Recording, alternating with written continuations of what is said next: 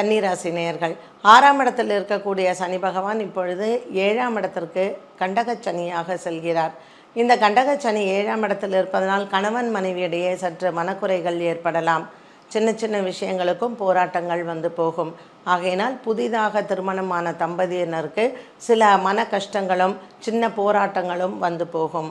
கன்னிராசி நேயர்களுக்கு இந்த வருடத்தில் திருமண யோகத்தை சற்று ஒத்திவைக்கலாம்.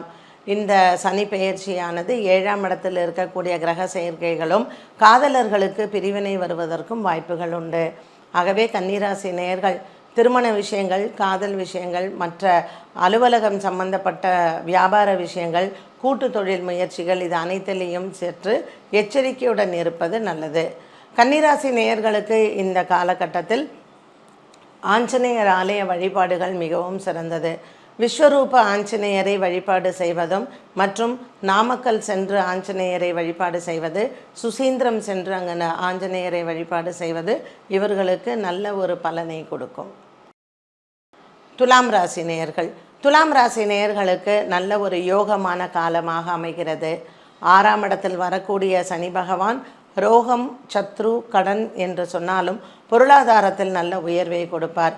பாக்கியத்திற்கு வரக்கூடிய குரு பகவான் உங்களுக்கு அனைத்து விதமான நன்மையும் கொடுக்க போகிறார். இந்த 2024ஆம் ஆண்டு ஆவணி மாதத்திலிருந்து துலாம் ராசி நேயர்களுக்கு நல்ல ஒரு ஏறுமுக காலமாக அமைகிறது. பணம் கொடுக்கல் வாங்கலில் இருந்து வந்த பிரச்சனைகள், நீங்கள் வண்டி வாகனங்கள் மாற்றக்கூடிய அமைப்புகள் இது அனைத்தும் உங்களுக்கு நன்மையை தருவதாகவே இருக்கும்.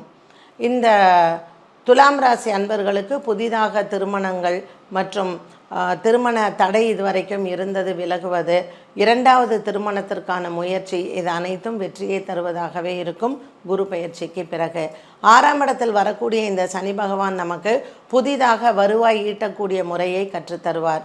ஆகவே இந்த 6ஆம் இடத்தில் இருக்கக்கூடிய இந்த கிரக சேர்க்கைகள் மற்றும் இந்த சனி பகவானினுடைய சஞ்சாரமானது துலாம் ராசி நேயர்களுக்கு நல்ல தனத்தை கொடுக்கும். பங்கு சந்தையின் முதலீடுகள் உங்களுக்கு நன்மையை தரும்.